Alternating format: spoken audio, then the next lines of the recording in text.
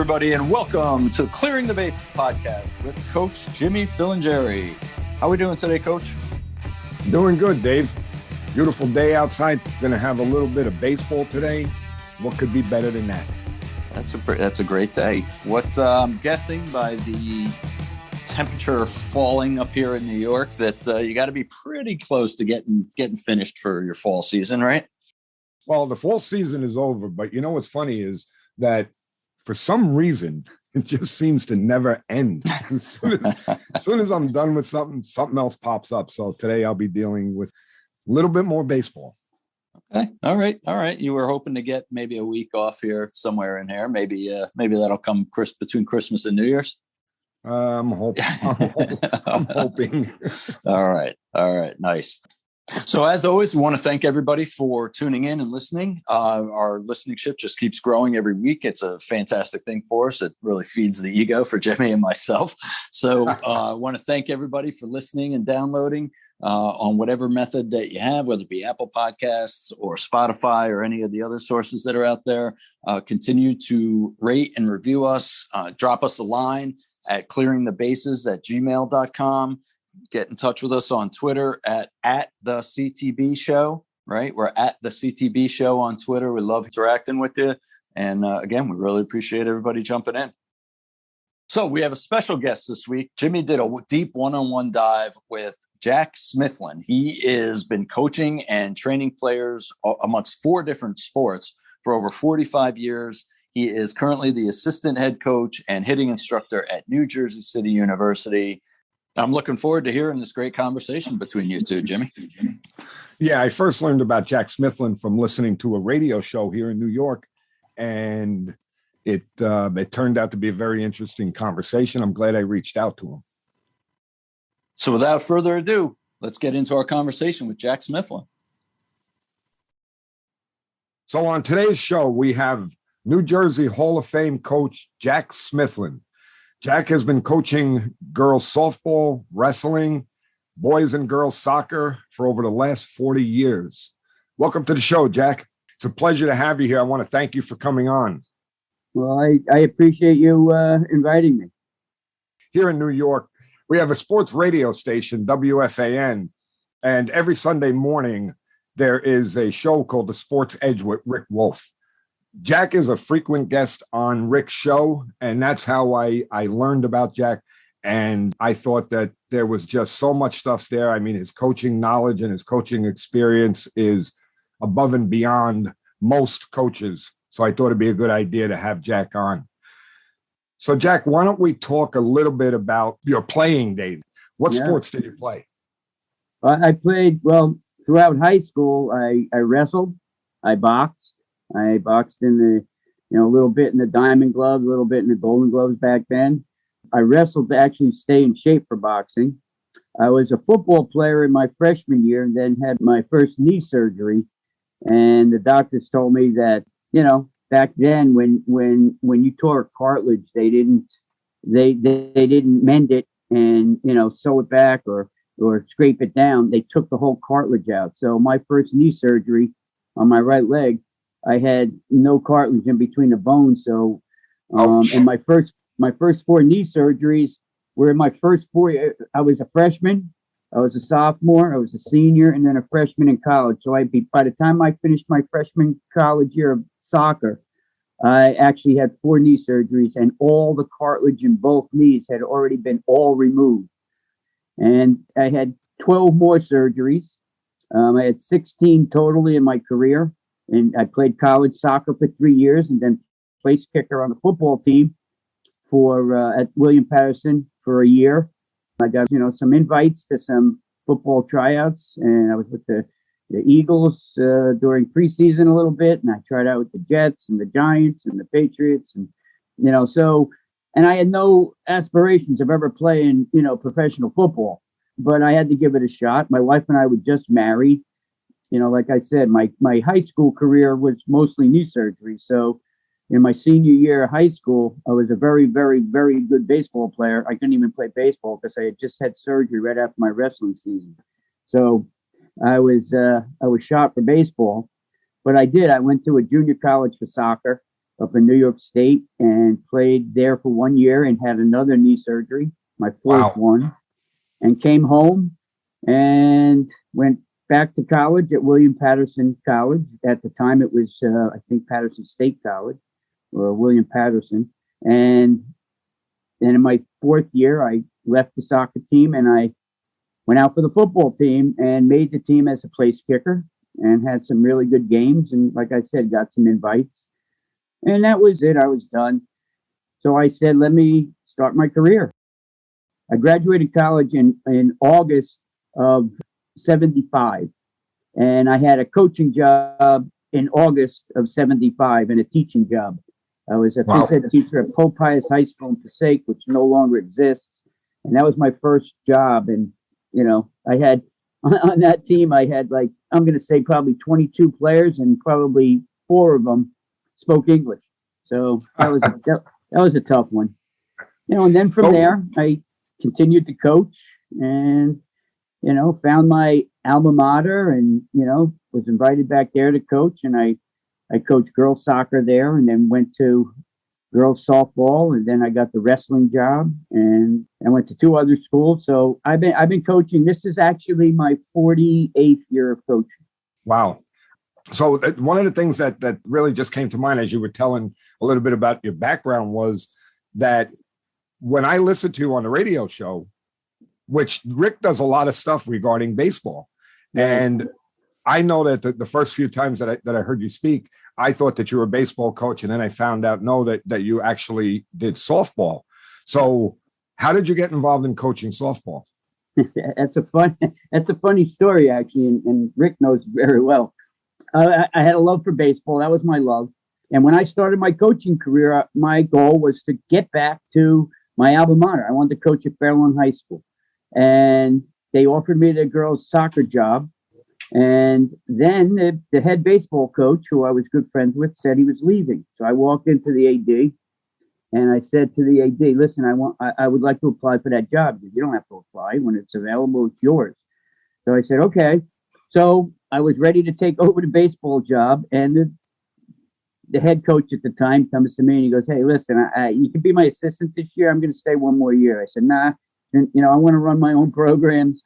I should have, because it would have gotten my foot in the door, but it was probably the best thing that ever happened to me because the coach said, the AD said to me, I'll tell you what, why don't you take the JV softball job for a year, okay? And next year when he leaves, you take over. I said, okay, that'd be great. Well, I fell in love with it. I took our team, a JV team, all the way to the county finals the first year, losing to a powerhouse here in New Jersey in girls sports was IHA, Immaculate Heart. And they were just, you know, they recruited all over the world. I mean, they got the best players in the world. So I coached JV for 3 years. I had in my 3 years, I had a record of 99-11. Wow. And my 4th year, which is funny, I'm coaching JV, and every year the varsity and the JV played each other in a game. But like every other school, the JV pitcher pitched for the varsity, so the JV hitters were seeing JV pitching, and the varsity pitcher pitched for the JV team, so that the varsity team saw the varsity pitching. But I said to the coach, who I was very good friends with, I said, listen, we're not doing that. I want my pitcher to pitch for me, your pitcher pitch for you. And he said, come on, it's not going to be fair. I said, okay, don't worry about it. But I was a hitting specialist, so I knew hitting. And we wind up beating them like 7-1. And the very next day, our AD, who was a football guru, his name was Pete Natal, just a wacky guy. He calls us into the office and he says, all right, you know what? You're switching. You're varsity now and you're JV. Wait a minute. We're not doing this. And I looked at the head varsity coach and I said, Harvey, come on. I'm not doing this. He goes, he's out of his mind. I said, no, we'll discuss it at the end of the season, but I'm staying where we are. Well, we went all the way to the county finals and lost to IHA for the second year in a row, 2-1. But the following year, Harvey came to me, the head girls coach came to me and said, listen, you seem to know a lot about this sport, you know, much more. He was the head boys soccer coach. I said, only if you want, Harv, and you can, instead of you going to JV, why don't you be my assistant or we'll be co-head coaches? He says, no, I'm not a head coach in this sport. you know what? You take the team and I'll be your assistant. So he became my assistant. And that was the start. I never went back to baseball. I mean, I coached youth baseball. I coached travel baseball. I coached a couple teams all the way to the, we won the states one year, won the regionals, and ready to go to the nationals. And we lost the heartbreaker when my son, Zach, was like 14 years old, 13 years old. So I coached a lot of select baseballs, a lot of, top-notch athletes from the area.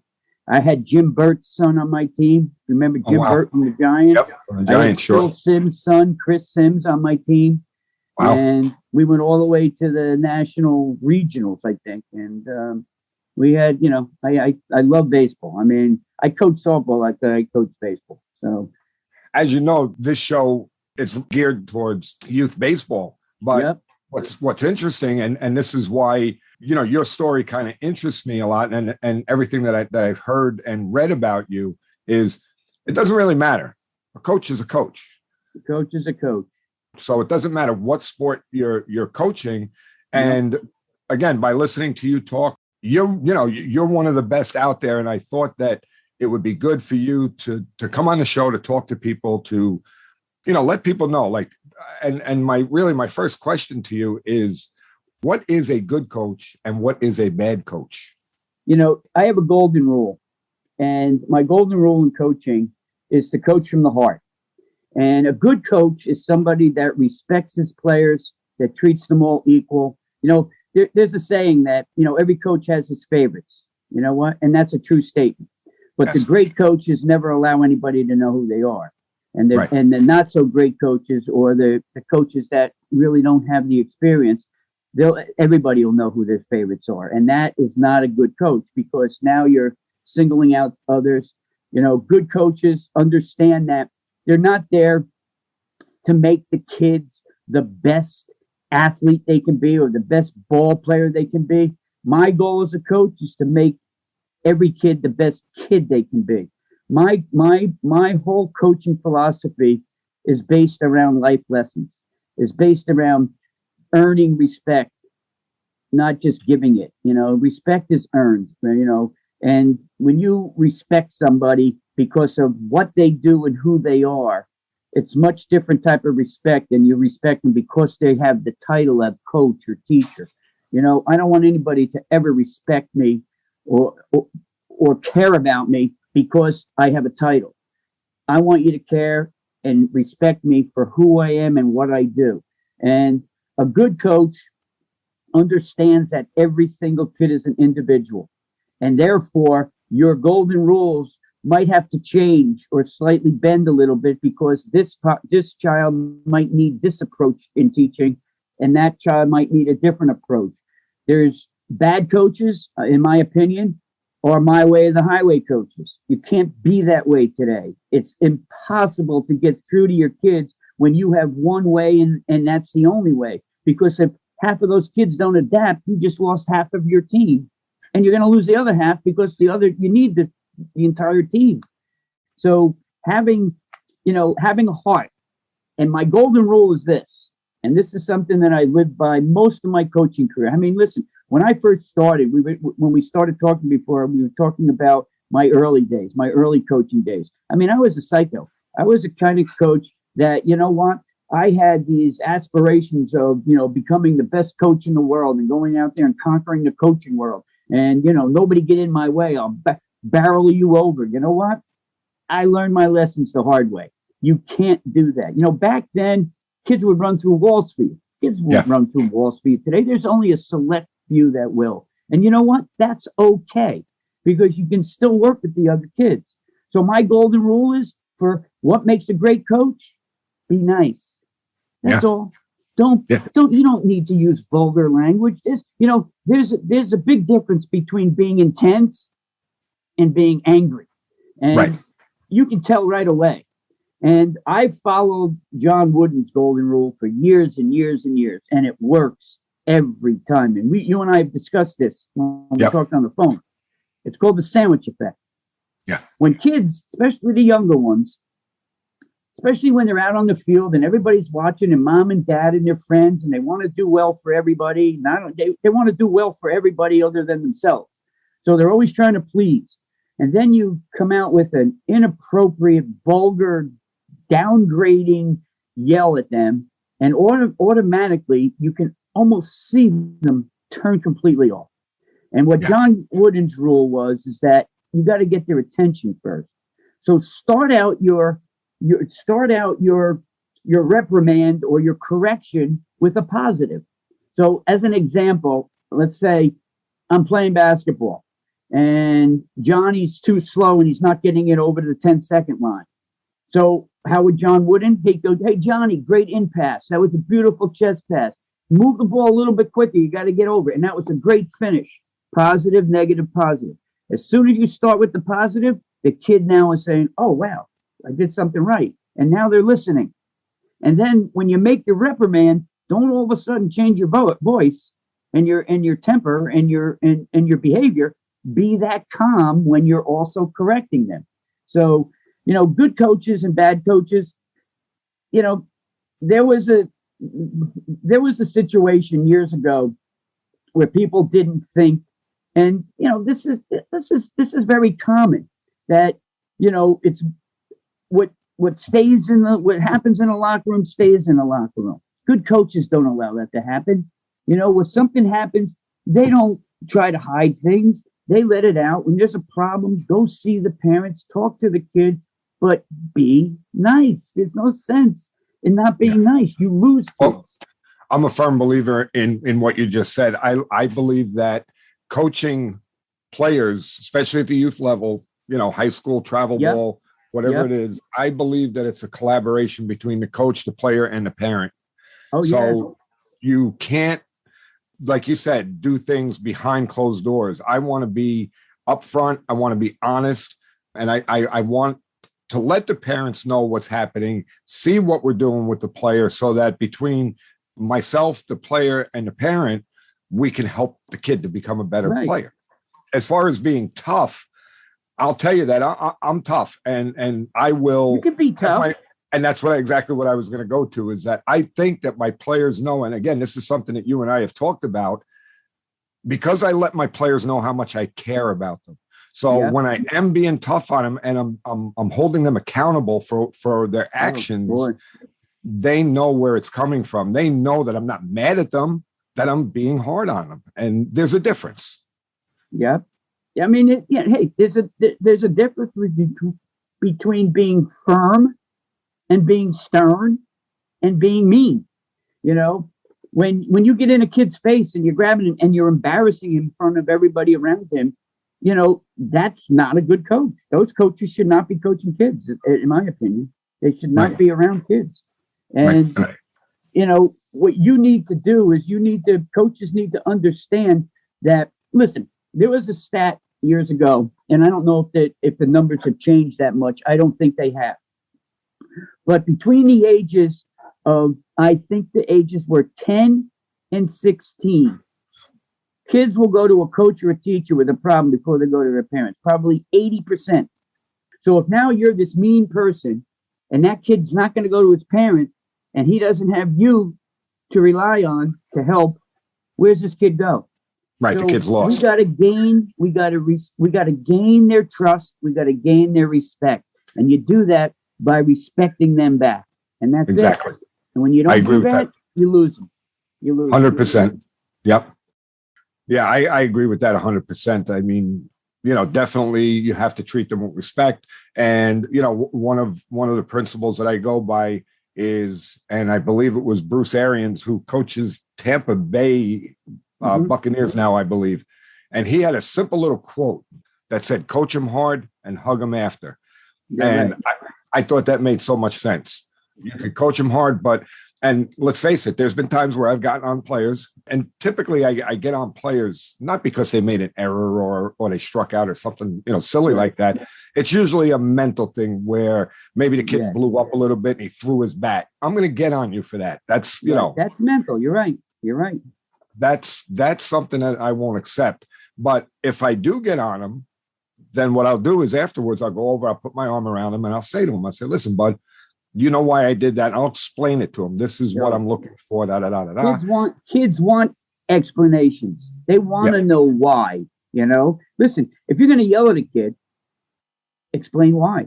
But there's a big difference between yelling and being, I always used to say to my kids, I'm not yelling at you, I'm yelling to you, and, Yes. but it was, I hear coaches that are just mean and I don't get it. I mean, listen, I coached at a different college before I came to New Jersey City University. For 1 year, this happy-go-lucky guy, I mean, every single day, Jim, I would say to my kids, if you're not having fun, go find something else to do. Really. Right. There's no That's right. sense. You're in college, the time of your life. You're going to look back in 20 years and 30 years and say, man, was college fun? But if it's not fun for you, what are you going to remember? You're going to remember the bad times. And if you're not having a good time, and every single day I came into practice, I would say, hey, smile. What could be better than this? And if you can find something better than this, go do that. And there were kids when I left that actually walked away from the team because it wasn't fun anymore. You got to have fun. Kids are great. I mean, I love them. College is a much different animal than high school was, and high school was a much different animal than the youth and the younger programs. So it was, and you know what? It's funny because I've coached at every age level. The only thing, I've worked with pro players. My son was a pro player. There was a guy that played on his team and one of his minor league teams. His name was Wilton Veras. He was the third baseman for the Boston Red Sox for a while. And when I used to go and work with my son in the cage, he would come over and ask for help too. And I worked with him. And I worked with him 1 year and Zach side by side a few times. I mean, a lot of times actually. And Wilton won the batting crown, beating my son. Wow. That didn't go over too well. Right. But then the following year, Zach won the batting crown. So, listen, coaching and teaching. My wife was a lifetime teacher. She actually coached. I mean, she has more Bergen County championships than I had. She coached gymnastics. Sue got Bergen County Coach of the Year. And she got it another time, too. I mean, I was only Bergen County Coach of the Year once. So, I mean, she has that on me. So, right. It's in our blood here. You talk about youth baseball and youth sports and things like that. Years ago, that was the mold. That's what parents did. Oh, I played baseball in college or high school, so you're going to play baseball. You can't do that anymore. You got to give them variety. You got to let them play as many sports. Let them pick and choose. And you know what? It doesn't have to be a sport. Right. Do something else. But let them pick, and then when they're ready and they know that they got this bug or that bug or they're, gung-ho with this, now you give them all the support in the world. But until that point, let them experiment. Right. I and anybody that listens to this show has heard me say this, a few times already. And I've always told my son, my son is 22 now, right? But when he was playing youth sports, even when he was very young, I would say as early as maybe 10 years old, I told him, I said, Vin, do not ever play this game because you think I want you to play it. If you don't want to play it, I'm good with that. We could do whatever you want, but don't play because you think I want you to. And, it worked out because when he was ready, he had no problem coming to me. And I think he stopped playing when he was like 15. And he said, hey, Dad, I don't want to play anymore. I said, that's fine, bud. Not a problem at all. So, there are still kids today that play in high school for their parents or for whatever. But I made a big mistake as a sports parent. I mean, Zach was gung-ho. When he was 10 years old, I asked him, Zach, I know this is a question that you'll probably be asked many times in the future, but what do you want to be when you grow up? And he said, well, Dad, and he had his baseball uniform on, he had his bat, he's ready to go to a game. I either want to be a baseball player or a garbage man. And I said, what? He goes, yeah. He goes, I love riding on the back of the trucks. I said, well, I'll tell you what, Zach, I can help you with the baseball. I don't know if I can help you with the garbage man thing, but, we can find somebody that could. But he was easy. Alex played because of me. Alex, knew that I wanted him to play all the way up to the point, Jim, that I took him to schools to look at colleges in Florida, and we went to Virginia, we went all the, and I remember I was walking. The first thing I would do when we got to a college is I'd say, let's go see the baseball field. So we go see the baseball field at the baseball stadium. And I'm walking in. We're supposed to meet one of the coaches from Florida. And Alex never wanted to be known as Zach's, little brother, or Right. Jack and Coach Smithlin's, Sue and Jack's youngest son. He wanted to be known as Alex. So here he is doing exactly what I want him to do, and he hated every second of it. And we're Right. walking into, I think we're down in Florida. We're walking to the baseball field, going to meet the baseball coach. My wife, Sue, and he are walking maybe about 10 or 15 feet behind me. And I heard him say, "Mom, what are we doing here? I don't want to do this." And I stopped. Wow. And I ignored it. Like a knucklehead. And then we kept going. We met the coach, and and I think one of the coaches, I forget which one, North Carolina. Zach was recruited to North Carolina. And when we went in to see the North Carolina coach with Alex, the first thing the coach said is, "Are you as good as your brother?" And I said, God. So Alex gave it up. He went out for Penn. He played baseball at Penn State as a freshman in the fall, and then at the end of the fall, he gave it all up. And now he's like a 7 handicap golfer. My son is about the same. He's about a 7 handicap golfer now. Yeah. And one of the things that I said to him not too long ago, as a matter of fact, last year, not this past summer, 2021, but the summer of 2020, he was my assistant coach, which was awesome. I loved that. I mean, that was fantastic. And we were coming home from a tournament, and I don't remember how we got on a conversation, but I said to him, "I think I did you a disservice by being your baseball coach pretty much throughout your whole youth career." So he looked at me and he says, "Dad," he goes, "what are you, nuts?" So I said, "Well, you never really got to experience what another coach is like. You always played for me." He said, "Dad, let me tell you something. All of those years that we played, we had a ball." He said, "I have memories that I will never forget, the laughs and the good times we had. And you know what? In the end, that's what it's about, right?" Yep, it really is. I mean, I coached Zach most of his youth life. And to a point, he was probably about 14 years old. He was playing in a 16U team at 14 years old. And the coach asked me to coach with him. And I said, "No, let Zach go." But with Alex, he never wanted me to coach, ever. In fact, to the point one time, Fairlawn had good baseball programs, very, very good baseball programs, especially our youth program. And when I coached some youth, I coached youth with Zach. And then when Zach left and didn't want me to coach anymore, and Alex didn't want me to coach, I went and helped with another team. And, we had a great season. But now Alex was trying out for one of our top elite select teams in the area. And believe it or not, you're going to like this. This is a youth sport thing. This is a good topic, actually. There were 7 coaches on this team. Wow. Now, they carried probably 18, 19 kids, but there were 7 coaches. And I called them.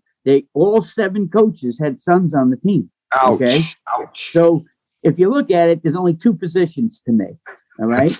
Now, Alex was an outfielder like his brother. Alex played infield as a younger kid, but he was an outfielder at this time. And I said, "Listen, there's a solution to this." And he said, "What is it, Dad?" I said, "I can go talk." "No, don't you ever go talk to them. Don't you ever talk to them. Don't you ever say anything." So I came to his first practice, first tryout, and one of the coaches came over to me and said, "Hey, Coach Smithlin, you want to coach?" I said, "Nope, not allowed." I said, "What do you mean? My son doesn't want me to coach." He says, "Oh." So I said to him, "What are all the guys doing?" "Oh, we're all coaches, all 7 of us." I said, "Are you kidding me?" I said, "So who are you? First base? He's second base. He's center field." So I started calling the kids by their positions. So all three of the coaches were their outfield, center, right, and left. So I said to Alex, I said, "Give it a shot. Beat one of them out." And he did. He beat one of them out, and he got a little playing time at the beginning, and then he just won the position over. And one of the outfielders moved to one of those other open slots. I think it was third base. So it was crazy. And parents coach. There's no bigger heart than the heart of a volunteer. Right. But I talk to Rick about this all the time. But if you're going to volunteer, know what you're doing. Right. Don't just go out there and volunteer and have no clue about how to hit or how to field ground balls. Get online, get books, go to the library. I mean, I know the libraries are obsolete these days, but you have a phone with so much knowledge in front of you. Find out how to coach. Realize learn the rules. But these guys don't, and they don't. And it's tough because Kids are being taught the wrong thing today, and I see it at the highest level, Jim. I see it at the highest level. I work at a place called Fred Hill Academy. Now, Fred Hill was the head coach at Rutgers University. He's in the Rutgers Hall of Fame. This guy was Zachary was recruited by about 30 Division I baseball schools, and Rutgers didn't even know who he was. Wow. Our own state university. And they met in the regionals of the NCAAs. Penn State, it was Penn State, North Carolina, Rutgers, and Army. And Penn State wound up beating all of them. And at the time, North Carolina was number 2 in the nation. So we played Army in an elimination game. Boom. Rutgers lost to North Carolina. We had to play Rutgers. And in the game, Zach, went 3 for 4 in the game, 3 stolen bases, and threw the tying run out at home on the last play of the game. And when Fred Hill was interviewed, they said, would you have done anything different? He says, yeah, I would have recruited Smithlin. and Fred and I became very good friends. Well, I work at Fred Hill Academy now, and I work along these club coaches, okay, that have no clue what they're teaching in hitting. I mean, listen, they have no clue what the 2 types of hitting are, rotational and linear. All right. There's a little linear in all rotational swings, but rotational swings is no movement of the head, shifting away from they have no clue. And then I'll say to one of them, what are you teaching? He goes, I'm teaching what I was taught 25 years ago. Okay, well, that's obsolete, pal. I mean, learn what you're doing. And they're taking $80 an hour from these kids. So it's a crazy, and as Rick always says, it's a wild, wild west out there. And there's too many club teams making too much money and not teaching. So our last episode, we had on a coaching coordinator for a Little League out of Richmond, Virginia. And the subject came up about what you were just saying about volunteers. And again, I believe that volunteers, you should tip your hat to them. They're volunteering to help. Without them, youth sports are lost. So you need them. However, what you just said, you're volunteering, and I said this in the last episode, so those of you out there that listened to the last episode, I'm repeating myself. When you volunteer to do a job. It's a job that you're volunteering to do. Now, I'm not saying that you have to be at the level of a Coach Smithlin, but like you said, learn the basics of hitting, learn the basics of base running, learn the basics of outfield play, infield play, and teach the boys, because that's what you're actually volunteering to do. You're actually volunteering to teach them, not to babysit. Right. So it's your responsibility to go out and learn. And again, to your point, you could go to USA Baseball and they have practice plans and drills and everything it's already made for you. Because all you have to do is look it up, print it out, and bang, you're done. You could go to practice and you can help. And you also have sheets that will tell you what you're looking for. If you're doing a particular drill, let's say you're doing a fielding drill, how their gloves should be positioned and stuff like that, so that people that don't know have it for them. And I'm a big believer. Go ahead. Well, I agree with everything you just said, and like I said before, there's no bigger heart than the heart of a volunteer. But like you said, you're taking a job, and you also have to remember that you're guiding. You're guiding these kids through life lessons, teaching them about respect and responsibility and commitment and all and showing initiative and persevering through hard times and things like that. This is that's what athletics teach us. I mean, one of the things that athletics teaches us is responsibility and commitment. And I always taught my kids that if you're committed, you commit. You stay with that program until the end. And then you can walk away, but don't you ever think about now. If there's situations where there might be being abused or bullied, those are different reasons. That's different. My wife introduced me to a book years ago, and it was written by Sven Nader. Now I don't know if you know that name, but Sven Nader played for John Wooden. Okay. And this is what being a team player is. John Wooden tracked this kid. He was from Sweden, and he came in his junior year of high school in a local, high school near UCLA. And Wooden knew all about him. He was 6'10" or 6'11", and he said to this kid, that, I'm going to track you and I'm going to recruit you at the end of your senior year of high school. And he said, I would love it. I would love to play for UCLA. He said, fine. Well, he calls him into the office on recruit day and he sits him down and he says, are you a true team player? And Sven said, of course I am, coach. He goes, okay, well, I'm going to give you a ultimatum here. All right. You're going to play for me for 4 years. You're going to be my backup center. You'll probably never start a game. Okay. And you're here for one reason, to make us the best team we can be. So he said, well, how can I do that if I'm not going to play? He says, you're going to beat up Bill Walton every single day. Okay. And you're going to make Bill Walton, and you're going to be ready to fill in when he gets hurt because he has bad knees. No problem. He said, but you got to give me an answer right now. So he said, but I can go play at other schools. And he says, and if that's what you want to do, Sven, I will gladly write any type of recommendation or call anybody you want. Okay. But I asked you the question. He said, can I think about it? And John Wooden stood up, put his hand out and said, thank you. It was great meeting you. If you need any help going anywhere else, please let me know. And Sven started to walk out the door and he stopped and he said, you know what? I'll do it.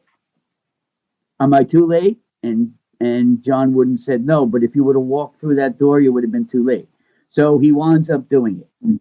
At the end of Bill Walton's career, when he was accepting the Naismith Award for the best NCAA basketball player, they asked him, who was the best center you played against during your 4 years? He goes, Sven Nader. Well, Sven got drafted in the first round. He was the Olympic star of the Olympics that year or 2 years later. And he signed a multi-million-dollar back then contract for basketball. So that's being a true team player. But he wrote a book about Bill Walton. And the book was called You Haven't Taught Until They Have Learned. And if they're not learning, you're not teaching. They're not teaching. So what you have to do as a coach, as a teacher, as a mentor, as a parent, if they're not adapting to what you're trying to teach, don't expect them to change their method. You change your method. Exactly. And that's when we talked about good coach, bad coach, that makes a good coach. Well, understanding that. That's an awesome story because, again, that shows you, and who better, than John Wooden for a message like that to come from. But and it's something that I live by as a coach, and there's no better example than be brutally honest with your players. Yeah, exactly. He was straightforward. He said, you're not, and I'm going to tell you, from what I remember reading in the book, and Sven wrote the book about John Wooden. So, what I remember reading in the book, I think Sven Nader started like 6 games in 4 years. Wow. But he still, every time Bill got tired, Sven went in. He said, I think in the 4 years, Sven and Bill were on the floor maybe 4 times together in 4 years. So, that's a good one. That was in the book, and I remember reading it, and I read the book twice, 2 or 3 times. But those coaches are not my way of the highway coaches. And I also read a book. I can't remember his name. He was a football player, NFL football player. He wrote Inside Out Coaching from the heart, from the inside of your body out, showing kids that you have passion, that you feel for them, that you love them, that you care for them, just like you do. You can get in their face. Some kids like it when you get in their face. Don't be mean. Don't be rotten. Don't be inappropriate. Be stern with them.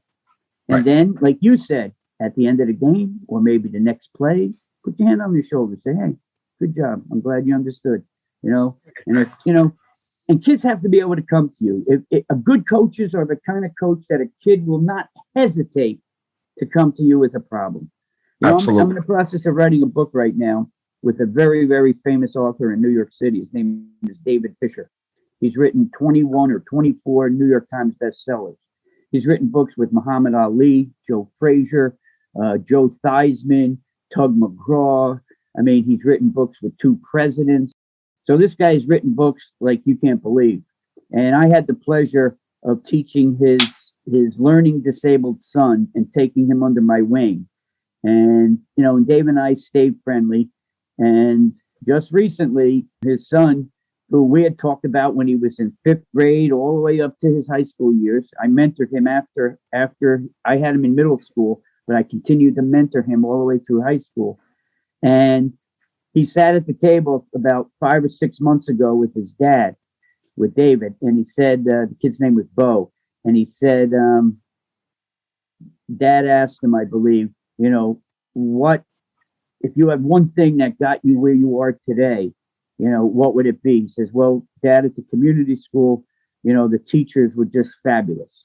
The teachers understood my problem. Nobody bullied us. They didn't allow bullying. And he said, and Coach Smithlin just, watched over me and made sure that I made mistakes and then explained why I made the mistake. He didn't stop me from making mistakes, because making mistakes is part of learning and growing. The most important tool in success, is failure. So yes. You learn from your failures, and Bo learned that. And he said, wow. So David called me up maybe 5 months ago, and he said, you have a story to be told. I said, what kind of story do I have to be told? I said, I always wanted to write a book on hitting. He said, no, you're not writing a hitting book. So he took me out to breakfast, and we sat down for almost 2 hours. And he says, we're going to write a book about mentoring, about how your life changed from when you were a coach in 1975 to where you are today. And I'm in the process. That's fantastic. It's probably going to be a 10 to 12 chapter book. I'm already on chapter 8. So that's fantastic. Boy, when it comes out, I better get a text message from you telling me it's out so I can read it. Hey, listen, if it happens, Rick Wolf said, you better autograph one and send me. Rick, Rick's written about 11 books. And, he wrote, the 2 books that just stand out. In fact, quick story. And I think maybe you and I had talked about this before, but he wrote The Secrets of Sports Psychology Revealed. Yep. That is the layman's term book to the mental game of baseball. If you've ever read that book. Yes. Have you ever read that? Yeah, well, I read parts of it. I didn't read the whole book. Jim, it was written by his mentor, H.A. Dorfman. He was the first sports psychologist in Major League Baseball. And that's what Rick became after his playing days were over. And Rick was the sports psychologist for the Cleveland Indians. And he wrote a book called The Mental Game of Baseball. Well, Rick's book is basically the same book in layman's terms that grandmothers and grandfathers could understand it. So, right. It was such a part of history with his book. And the other book was the Sports Parenting Edge. Now, there you go. He wrote that book. Did you hear this story? He wrote that book 20 years ago. Wow. And it was a flop, a complete flop. Right. And I said, I'm looking online, Rick. I see all your books, but I can't seem to find this book. I read every one of Rick's books. I said, I can't seem to find this book. He says, Jack, it was a flop. He says, I sold the rights back to the publishing company. I said, really? I said, how do I get it? He says, I have one copy and it's in my library. I don't know how you can get another copy. I said, all right, well, let me look. So 2 or 3 days later went by, and Rick said, you find it yet? I said, no, I'm still looking. And 2 days later, I got in the mail his copy. Oh, really? He said, this is my gift to you. So I read the book, Jim, and I said, oh my God.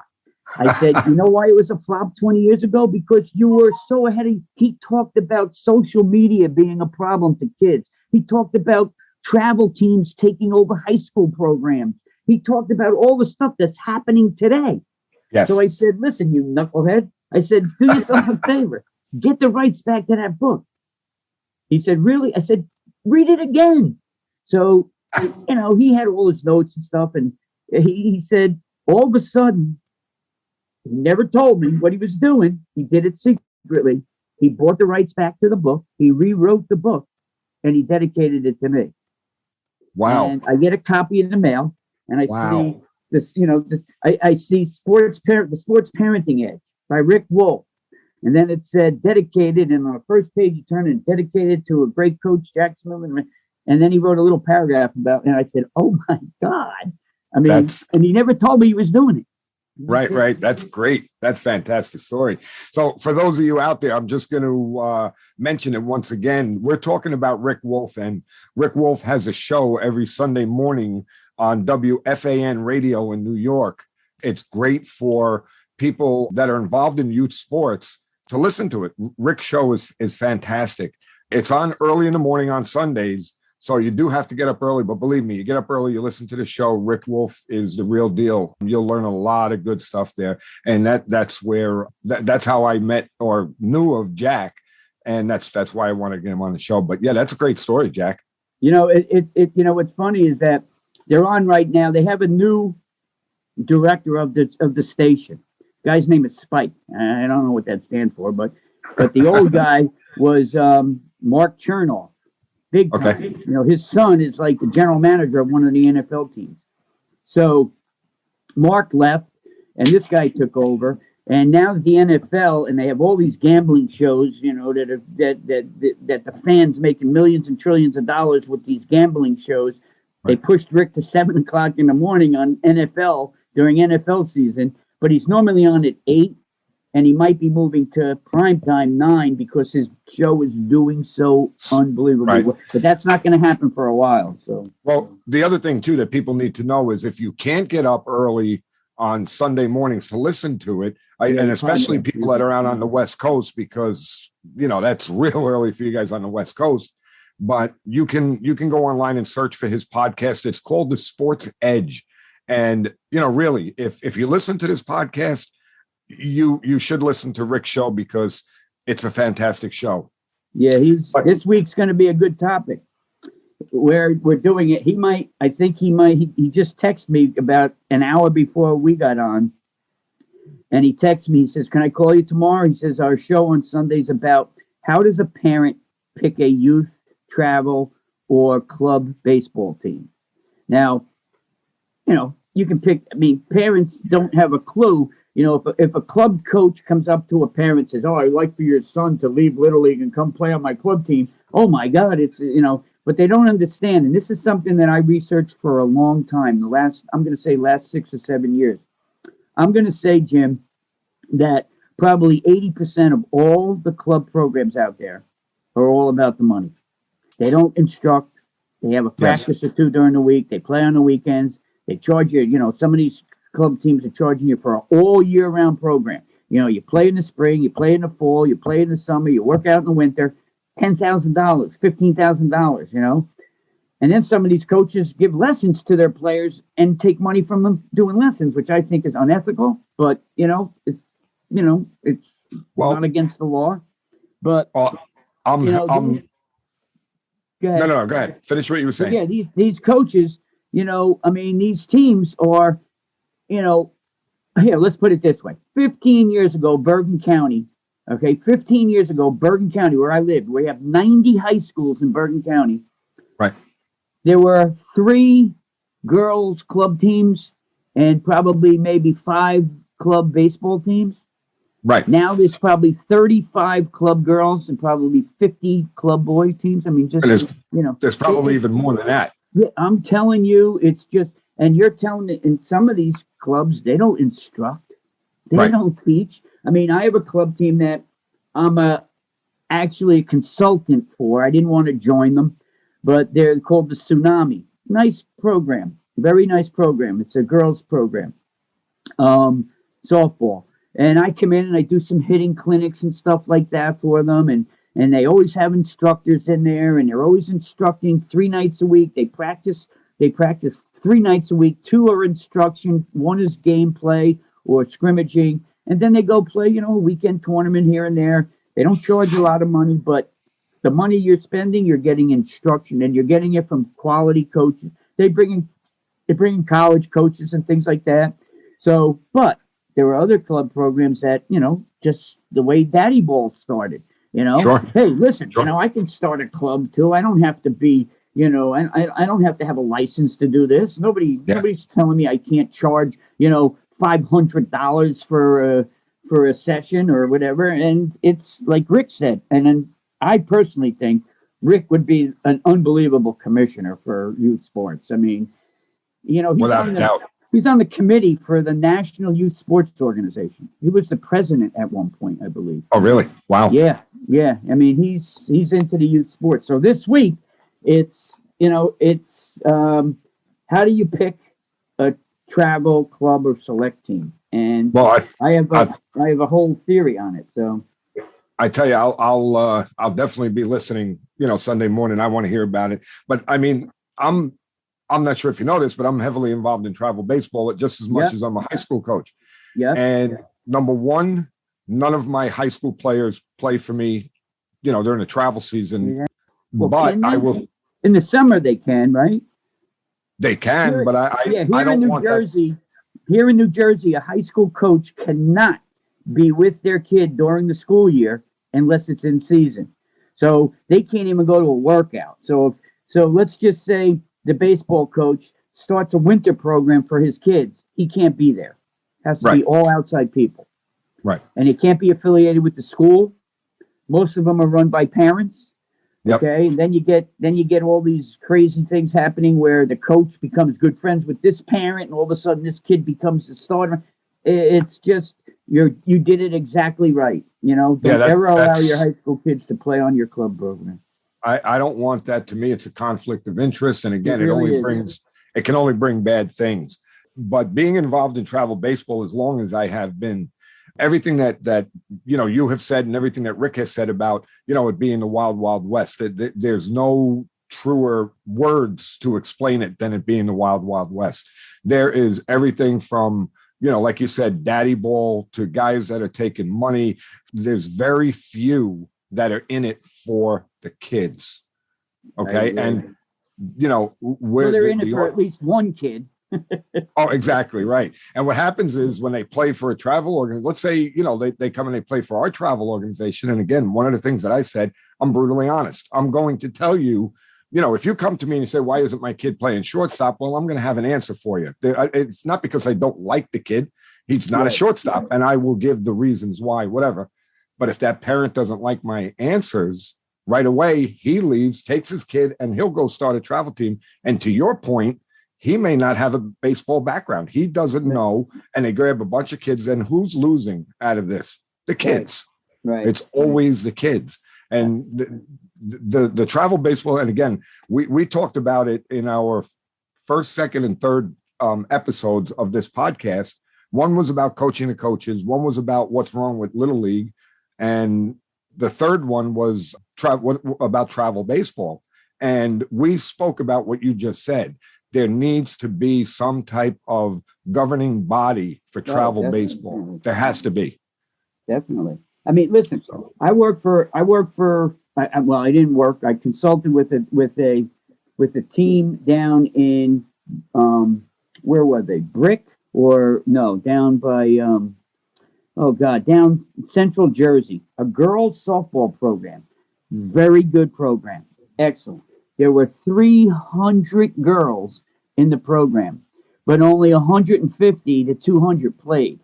The others waited like shark teeth for somebody to leave and I can fill in. But what they paid for was much less than the travel kids, the kids that were actually playing the games. So when I went down here I was working with a girl there. She was one of my hitters, private hitters, a girl named Caroline Beretta. She's now in her senior year at Marist University, D1. She was Rookie of the Year in her freshman year. She was all regional in her sophomore year. She was all conference and regional, and she was all American in her junior year.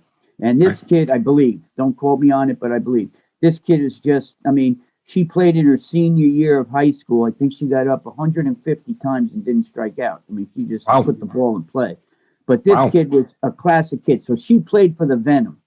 And when she went from a 100 hitter to a 350 hitter, the coach said, what's going on? Well, I'm seeing a coach up in northern New Jersey. Well, bring him down. So she invited me down one day, and he invited me to do some work with the girls.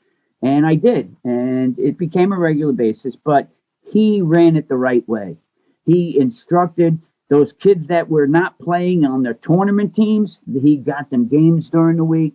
There you very go. well organized, There you very inexpensive. And you know what? They did it the right way. Right. There were clubs out there. They just do it for the money. And it's like you said, who gets hurt? The kids get hurt. The kids get hurt all the time. One of the things that Rick got me involved in, and this is something that you might want to look into the future, and it doesn't have to be me or even Rick, but Rick does symposiums. I mean, he goes out and speaks about sports psychology, he speaks about sports parenting. Well, he invited me to one of his at Montclair State a couple years ago, maybe about 3 years ago, and he introduced me, put me up on stage just out of the blue, and I started talking for a couple minutes. And at the end of the show, at the end of his symposium, I watched the rest of it. He and I went out for a cup of coffee, and he said, "You know what, Jack?" He said, "You should be doing these." And I said, "Are you kidding me?" Here I am. Seriously, Jim, if 2 years ago you would have said to me that I'd be writing a book, doing symposiums, coaching at the college level, doing lessons, I did my own radio show. I don't know if you know the show out on Long Island called WGBB 1240 Sports Talk Radio. I was the host of that show for a year. On Sunday nights from, I think, 8 to 9 o'clock. I talked about youth sports and high school sports and life lessons and the things that coaches and teachers are very powerful people. They have more power than they know. And the problem is that so many coaches and teachers don't use the power the right way. I mean, the power should be used in molding, mentoring, guiding, teaching, not yelling and screaming and trying to, get kids to do something because you think it has to be done. Kids have a mind of their own. And one of the things I've always said on Rick's show was that we as parents, we as adults, sometimes we don't think. We're impulsive. Everybody's impulsive.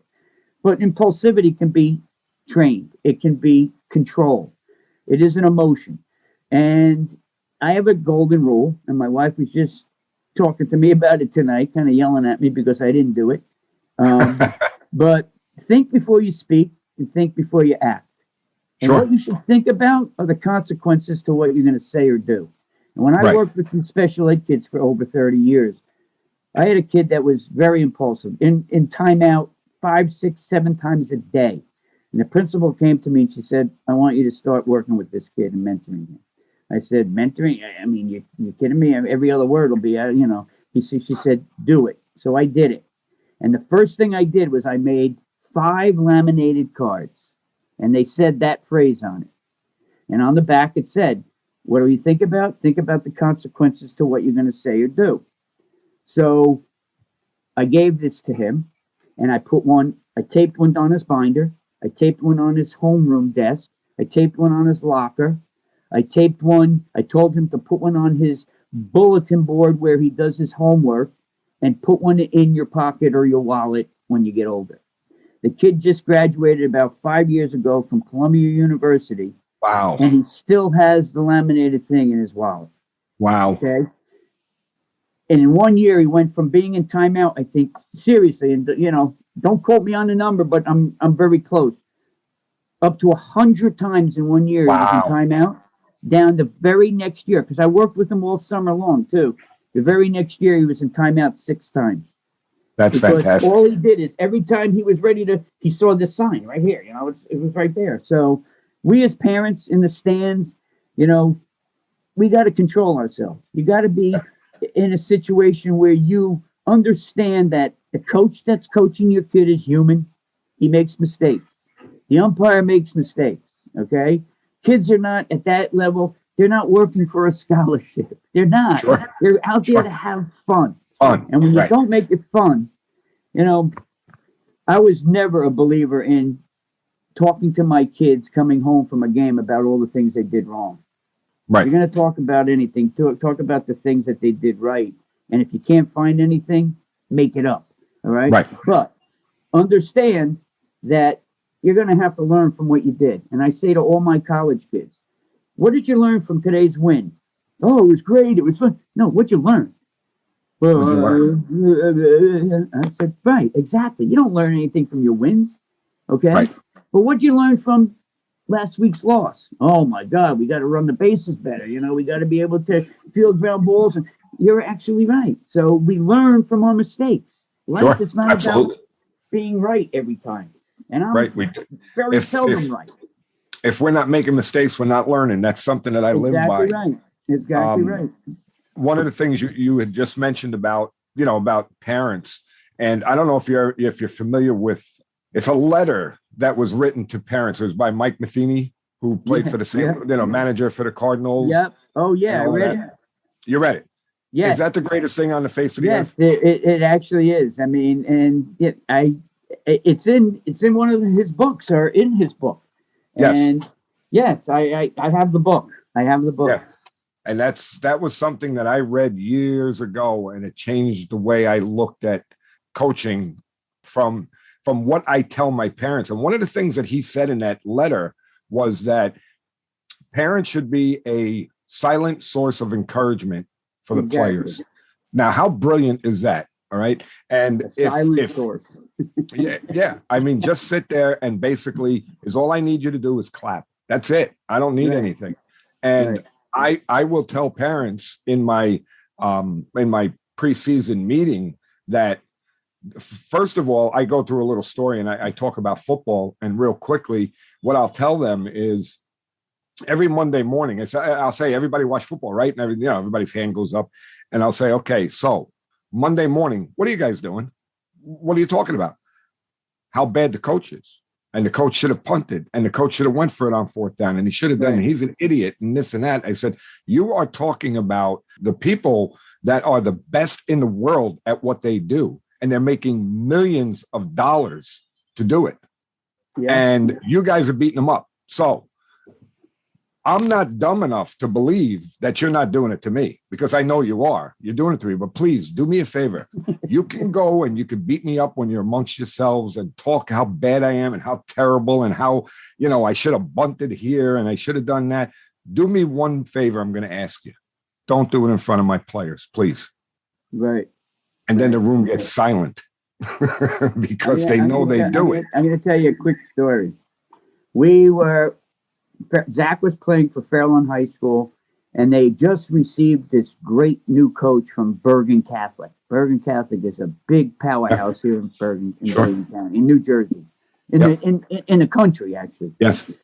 And this coach came over to Fairlawn, and he knew baseball. He didn't have a great personality, but he really was very knowledgeable, very witty, and one of my son's best friends' dad was into baseball, and the kid's father, my son's friend's father, got on the board of ed to protect his son. Now, we all know what a bulldozer parent is and a helicopter parent. Well, he was being a helicopter parent. He was going to make sure that his son got what he needed and nobody was going to affect him along the way. And we didn't believe that this kid should have been on the starting lineup in varsity, but the father got the coach's ear. And, and that happens, Jim. It happens all the time. And my wife and I are both teachers. Sue's a teacher at Fairlawn High School. And I start talking to my wife, just, under my breath, so nobody could really hear us. And we're away from mostly everybody. But the coach's wife, who we had no clue, was sitting 4 feet from us. Oh. Never turned around and looked back at us. Never. The very next day, I get a call, and the AD says, "Hey, get into my office before practice today." I said, "All right." Oh, God. So I walk in, and there's the head coach. And he looked at me, and he says, "I'm very disappointed in you." I said, "Why? What did I do? I mean, I didn't hit anybody." He said, "Well, when you were talking in the stands last night about how you thought I was playing favorites and everything, I said, oh my God, what?" He goes, "My wife was sitting next to you." Oh, God. So I called her and I apologized to her, and I apologized to the head coach, and I said, "I'm so sorry, but we've been living with this kid and his father since he was 6 years old, and we just watch it." And I even had a talk with the kid's father as a friend, and everywhere that kid went, this guy just hovered over him and just made sure nobody met. even to the point that, I mean, so I was wrong, and I did most of the talking. My wife wasn't. I was just, but I was, nobody that I knew was around me, Right. I didn't know her. Right. I never met her. Right. So, Right.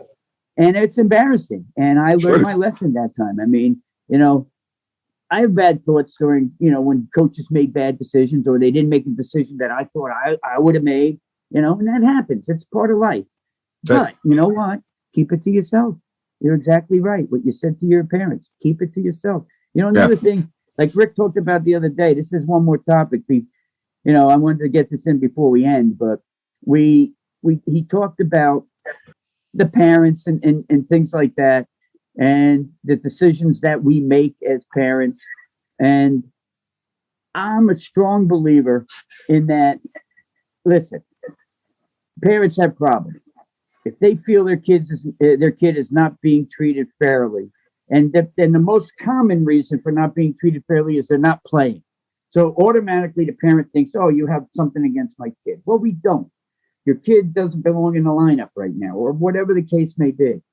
So I remember when I left Fairlawn after my first stint as this softball coach, I went up to a school, a Group 1 school, very small school, Park Ridge, very elite, upper class. And I figured, you know what? I'm going to solve some problems here. I'm going to make a contract up. And I'm going to have the parents sign it. I'm going to have the kids sign it. I'm going to have the athletic director sign it. And I'm going to sign it. Okay? And I had my 3 golden rules. And the number 1 and 2 were this. Don't ever speak to me about playing time. And don't ever mention another kid's name in a meeting that we have. If you do, the meeting is completely over. Okay? And the third one was, if there is a problem, make sure it comes to me first. If you can't do that and you have to go over my head, I have no respect. Because you know what, Mr. and Mrs. Jones, it can always be worked out. Yes. You're not allowing me the opportunity to work out a problem that I might not even know exists, but you do. You're not being fair. Because if I have a problem with you, okay, I'm not going to your boss at work. I'm going to go directly to you. Right. So give me the courtesy of the same thing. And if I can't solve it, go to whoever you want. Right. And that's the way I played it. And it worked for years and years and years. That's the way it should be. I mean, I live by that rule too. If there's a problem, I want, the parent to come to me first so that I can try and resolve the issue. And if I can't, again, then you have to take it above me. Then that's fine. That's fine. But, yes. But if I can't help it. Right. And I'm sure you'll agree with me. 99.9% of the time, the coach will be able to nip it in the bud. It doesn't have to go any further. Right. Well, we're running towards the end here. And I just had one more thing that I wanted to ask you. And we kind of touched on it a little bit. But I think it's something important, and I'd like to get your view on. How would you, or what suggestions would you have for parents on how to find the right coach for their kid? Well, here's the first thing that I would say to that. First of all, word of mouth. Walk around to people that have played for that coach, okay? If you get 2 people that say, oh, he was nasty, don't go to that coach. Go find a different coach. Okay, go find a different team. If you're getting everybody say, oh, he was the greatest thing, then you go one step further. Was your kid a starter or was your kid on the bench? Was your kid a bench player? And if they say, well, my kid was a bench player, but he still loved the coach, now you got yourself a coach. And it doesn't mean that he's going to be the greatest thing since sliced bread either. Ask the coach, talk to the coach and say, listen, my son is being looked at maybe by a couple club teams. He wants to play some club ball. This might be his first experience with club ball. What can you offer my son? And ask this question as a person, not as a player. Okay? What can you offer my son as a person? What do you do for him to teach him how to be a kid, how to be a good kid? Because in my eyes, that's what I teach. That's how I coach now. Agreed. I mean, yes. I'm always, I get letters from my kids that I've had in the past, coach, you taught me so much about life. I mean, that's the first thing they say. Not that I was a great coach, but what I taught them about life. oh, you were the best coach ever, and what you taught me about the life lessons was, and parents, listen, if they know that there's a coach that does that, has that philosophy, how could you go wrong? Right. I mean, I agree. there's always that one that slides through that puts on a good act or puts on a good show, but do research. Find out about what this coach has done in the past. Why is he here? Why, what's the reasons that he's here? Picking a team. Is it a lot of money? I mean, but picking the coach himself, even a private coach, go on reputation, go on. Hey, listen, when we look for, my wife looks for a hotel and we're going to go away, she goes and looks at all the comments that people made about it. She won't go to a hotel without looking to see what the comments were, and if she gets one or two that is not good, cans it. Right. And it's the same thing you do with a coach, well, and it doesn't mean that he's a bad person. He just might not be a good fit for what you're looking for your son to get out of a coach. Your son, right. So one of the things you said is to look at what he's done. Would you say when you're looking at what he's done, are you looking at his win-loss record? No, not at all. No. Okay, good. Okay. Has the kid gone on to college? Did he, did he move on and develop to the point where, as a person and as an athlete, to get to the next level? How many kids, we have a program that works side by side with me at Fred Hill Academy. Big girls club program. And these guys, these people, decent coaches, not the greatest. The pitching, the girl that does the pitching is excellent, but the guy who does the hitting, he knows his stuff. He really does. And we agree on a lot of things. But so many people talk so highly about that program, and these kids don't get to good schools. They don't get to, high levels and stuff like that. And that's okay if that's what they're looking for.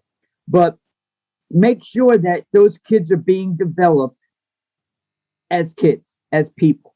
Not, listen, there's an old saying, and I'm recruiting a kid right now. You can look this kid up. I'm recruiting a kid right now. He's playing at Harper College in Illinois, a junior college. This kid is it. I mean, this kid has it all. He's a third baseman. He hits for power. Last year he hit at the college level, good college conference. He hit 469. Okay? Wow. He had, I think, 160 at-bats. He had 79 or 80 hits, and half of them were extra base hits. So, yeah, exactly. So I'm recruiting this kid to Ole Miss, to Clemson, to University of Tampa, East Tennessee State. He'll play wherever he wants. But now what we're working on is I'm preparing him mentally. So the funny thing about it is his uncle called me and asked me if I could do him a favor. Can I help recruit this kid? So the first thing I did was I found out what the kid is mentally. Is he a positive kid? Is he a negative kid? Because, hey, listen, I could be the best baseball player in the world, but if I come in and I'm a cancer to your program because I'm a mental case, you're ruining things. I mean, I'm reading a book right now by John Gordon. I mean, I read The Energy Bus. I hope you read that. Okay. I'm reading the Power of Positive Leadership right now by John Gordon. And, there's a such thing as what we call an energy vampire. They suck the energy out of your program, and it's like the old bad apple rule. You throw a bad apple into a good apple, all the good apples turn bad. But if you throw a good apple into the bad apple thing, the good apple turns bad. So you don't want that in your program. You don't want it at all. So when you look at it, when you say, what do you look for, what he's done, I don't care about his wins, losses. I care what kind of kids he developed, what kind of kids came out of that program. Did they move on and become good citizens, or, and the only way you're going to find that out, Jim, is to ask questions, do your research. Most of these club teams have rosters that go back 10 years. You can look back just like college and high school. I can look back at the high school records from 15, 20 years ago. Well, these club programs have the same websites, probably more advanced than ever. You can go back and look up a kid and call the parent. What did you think of this coach? I'm thinking of having my son play. Do the research. Yes, you're right. There is there is a trail, so to speak, because there's there hundreds has of to kids be a you can trail. go and There's ask. always a trail. There's always a closet, you know. And if you do enough research, you'll find the closet. Listen, and I'm going to say this, and I don't even like talking about this. Everybody thought that Sandusky was the best thing since sliced bread. Okay. And think about what this guy has done. Okay. Good point. The doctor, the Olympic gymnastic doctor, you know, everybody trusted. What that jerk did is that he got all their trust and respect and then abused them. Okay? Sure. And half of them thought what he was doing was perfectly okay. Yeah. There are people out there, and if you don't do your research, you're never going to find stuff like that out.